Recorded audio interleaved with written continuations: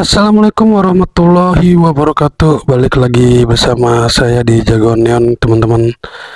Ya, jadi pada kesempatan yang baik ini, alhamdulillah saya masih dikasih sehat dan semoga teman-teman pun selalu dalam keadaan sehat walafiat sekeluarga dan diberikan rezeki yang banyak dan barokah. Amin amin ya rabbal alamin. Oke, jadi pada kesempatan yang baik ini saya mau mereaksi video-video komentar-komentar netizen Indonesia yang nanti esok Indonesia jelang melawan Vietnam, dan ada salah satu video yang sebut pemain timnas Vietnam bilang kalau tim terlemah di AFF tahun ini adalah timnas Indonesia. Ya, dia sumber seperti itu, dia bilang seperti itu ya, bahwa jika Indonesia tidak ada pemain-pemain diaspora, Indonesia bukan apa-apa, atau Indonesia tim yang biasa-biasa saja. Yuk guys, langsung aja kita tonton video selengkapnya seperti apa, gas. Bilang seharusnya timnas itu memanggil pemain senior lokal. Kita pasti bisa juara AFF. Itulah pendapat orang-orang yang FOMO, yang tidak mengerti sepak bola. Kalian tes saja, orang-orang itu nggak paham sepak bola itu. Tuh taunya cuma nonton timnas doang.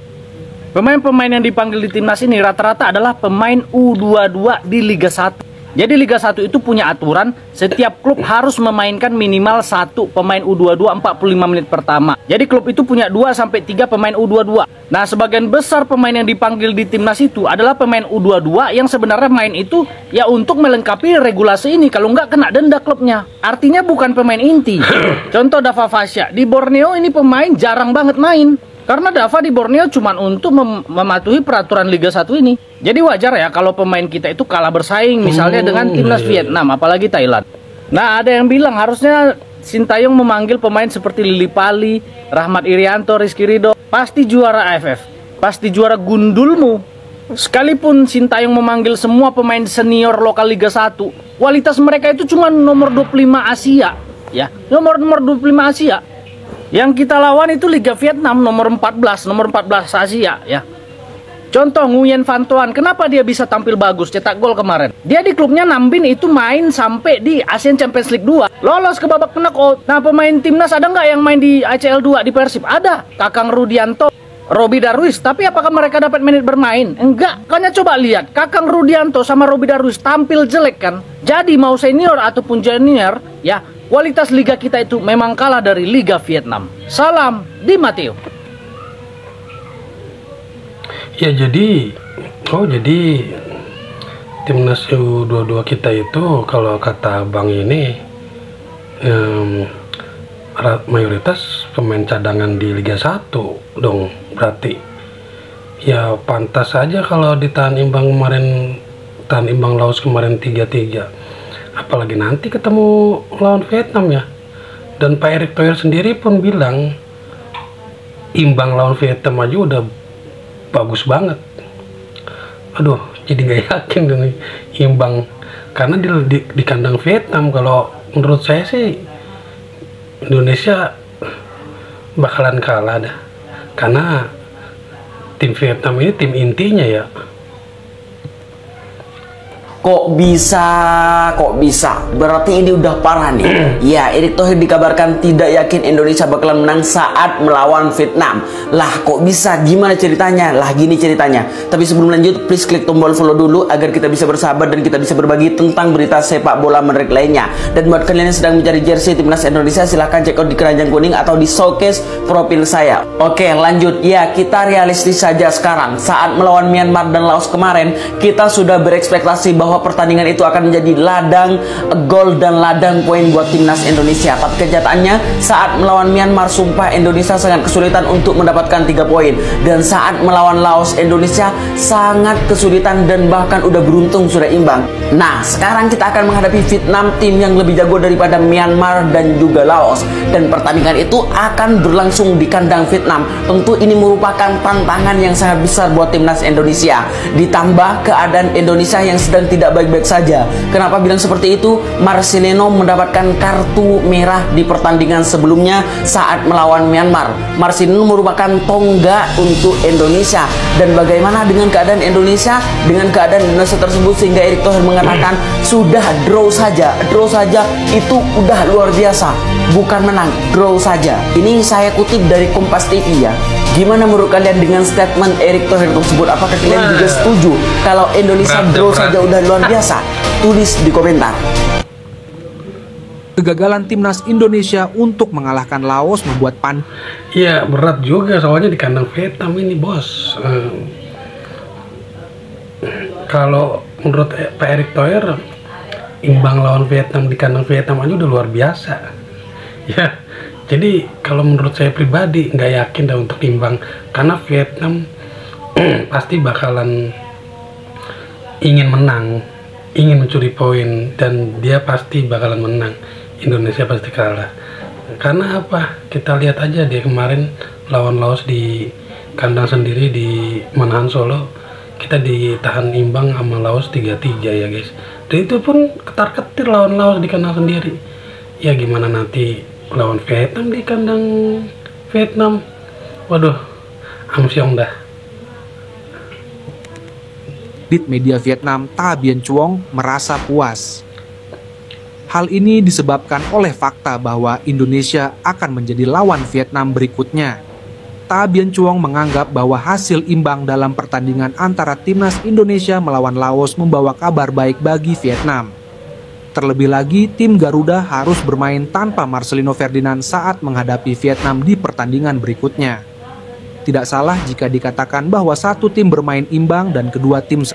Lagian gue bingung nih sih Bang Marcelino, aduh, ngapain juga harus pakai kartu merah, kartu kuning? Nggak penting banget gitu kayaknya. Sayang-sayangin amat. Jadi kan begini nih, kalau pas ketika ketemu tim kuat Vietnam, dia jadi nggak bisa main tuh. Padahal diandal-andalkan banget ya kan, melawan Vietnam nanti bisa bermain. Usai gagal menang menghadapi Laos, Indonesia akan melakukan laga yang sangat berat, yaitu menghadapi Vietnam. Indonesia mendapatkan 2 kabar buruk teman sekalian. Sebelum itu, jika kalian ingin menonton bola secara gratis dan hadir, langsung saja klik link bio saya. Kabar buruk yang pertama teman sekalian, di mana timnas Indonesia akan kelelahan. Di mana Indonesia baru saja menahan imbang Laos dan di tanggal 15-nya Indonesia harus menghadapi Vietnam. Dan Indonesia hanya membutuhkan waktu 3 hari. Itu sangat lelah. Jelas ya guys, jelas banget, kelelahan banget, capean banget. Soalnya kemarin pas kita lawan Laos itu, sehari sudahnya langsung berangkat OTW ke Vietnam langsung. Emang ya bener-bener padat banget sih, karena kan Sintayong juga pernah ngomong tuh kalau jadwalnya itu terlalu padat hingga pemain itu pada kelelahan. Ya mau gimana lagi. Kali teman sekalian. Yang kedua, tidak adanya Marcelino Ferdinand di timnas Indonesia gara-gara akumulasi kartu merah. Ini sangat berbahaya untuk Indonesia. Pundit sepak bola Vietnam menilai Indonesia itu hanya kuat jika diperkuat pemain naturalisasi. Jika hanya mengandalkan pemain lokal dari Liga 1, timnas Indonesia sangat lemah. Kalau menurut saya sih, saya setuju ini guys ya. Setelah lihat 2 pertandingan sebelumnya tentunya. Kenapa sih di timnas itu semuanya namanya Arhan gitu? Ya, ada benernya juga. Jadi timnas kita kalau tidak memakai pemain-pemain diaspora, mungkin tim lemah ya. Walaupun memang kita sebelum-sebelumnya di Piala AFF selalu masuk ke runner up. Ya, banyak yang bilang kita tim lemah. Ya, gimana ya? Kalau menurut saya, sekelas tim-tim ASEAN lah, ya nggak banyak bicara ya kalau untuk ke Asia dan apalagi dunia ya. Mungkin makanya Pak Erick Thohir ngebut banget untuk bisa naturalisasi pemain-pemain dari Belanda ya, karena kan memang kita banyak warga kita yang menikah dengan orang-orang Belanda, entah itu dari perempuannya, entah itu dari lakinya yang menikah dengan orang Belanda. Dan memang untuk sepak bola modern memang banyak sih ya, dari negara-negara lain pun banyak yang naturalisasi pemain, seperti negara Prancis, terus Spanyol, banyaklah negara-negara lain di Eropa yang menaturalisasi pemain sepak bolanya. Oke guys, sekian dulu video kali ini. Semoga video kali ini memberikan informasi yang bermanfaat buat teman-teman, dan salam olahraga. Buat teman-teman yang baru lihat channel ini atau baru menonton video ini, salam kenal dari saya, dan jangan lupa untuk like, subscribe channel Jagoan Neon. Oke guys, sekian dulu video kali ini. Akhir kata, wassalamualaikum warahmatullahi wabarakatuh.